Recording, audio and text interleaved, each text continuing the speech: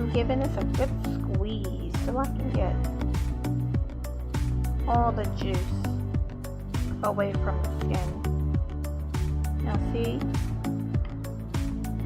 don't throw this away, because we can actually dehydrate this and make it into aloe powder.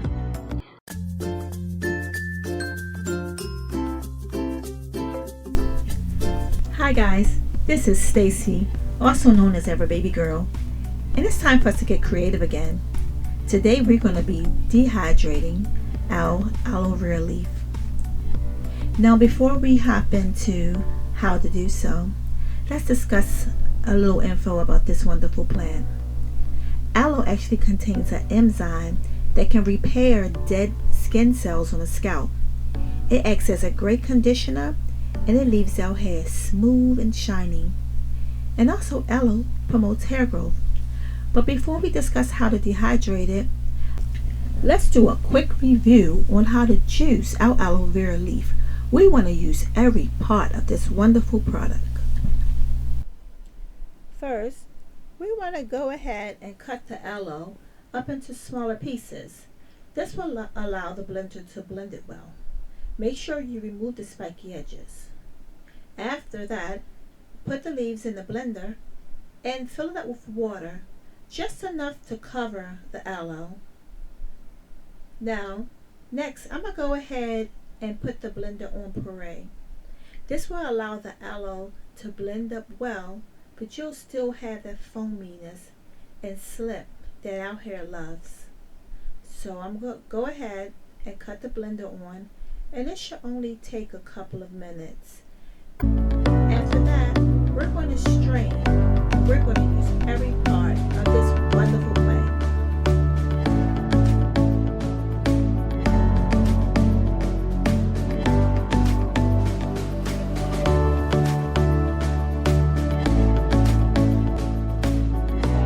Now I'm giving this a good squeeze so I can get all the juice away from the skin. Now see, don't throw this away, because we can actually dehydrate this and make it into aloe powder. The aloe vera powder can be used to infuse into our oils. Okay, so let's go ahead and start dehydrating these leaves. So you're going to get a heat resistant pan, and you're going to spread your aloe leaves over the pan in a thin layer. We're going to use the oven method. It's best that you have it spread out as much as possible. This will allow the aloe to dry more evenly. Now I'm setting my oven to 170, or one of the lowest settings on my oven. This will allow the aloe to safely dehydrate without losing its properties. It should take about a couple of hours. So now while we're waiting for our aloe to dehydrate, let's go ahead and store our leftover aloe juice that we didn't need for our recipe. I like to store my aloe in ice cube trays and freeze it. And you can just take out what you need when you're ready to use it.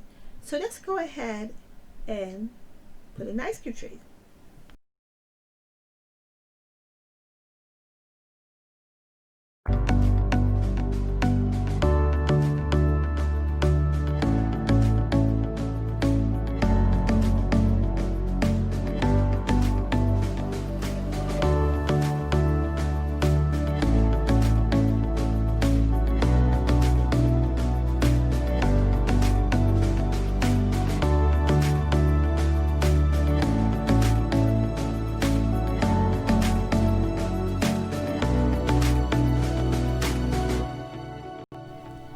Alright, so now our aloe is frozen, so we can go ahead and store it until we need it for the next recipe.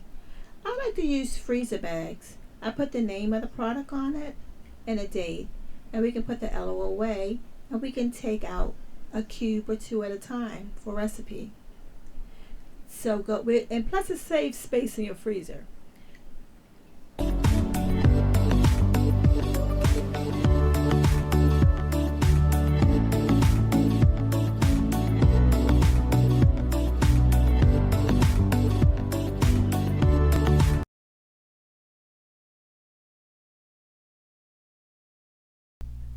Alright guys, so when you're ready to use your aloe cubes, you can go ahead and thaw them out using a double boiler method on the stove.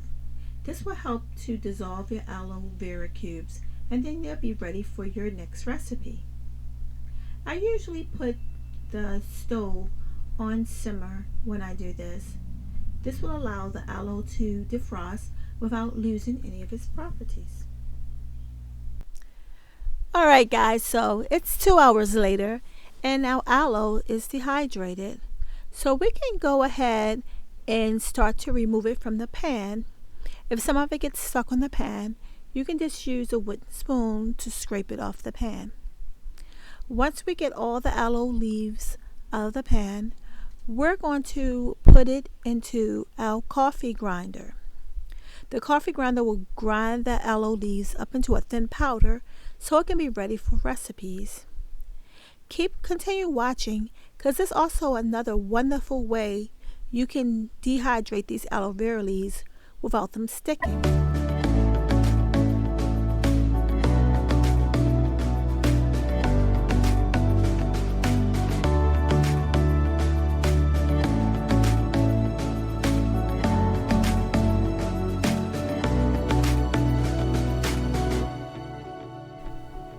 So look guys, there you have it, your very own aloe vera powder. Wasn't it easy? Yes, so you can use this recipe to make aloe powder to infuse in your oils, and you don't have to worry about a water content. Also, look at this. This is actually sun-dried aloe. I set this aloe out in the sun for a couple of hours on a really hot day, and it gets dehydrated. You can also put this in the coffee blender and make aloe powder. 2 wonderful recipes. So now we're going to go ahead and compare the two. Here's our sun-dried aloe. It actually looks like a light green color. And here's our oven-dried aloe. It's like a brown color. They both work so well. Just love it.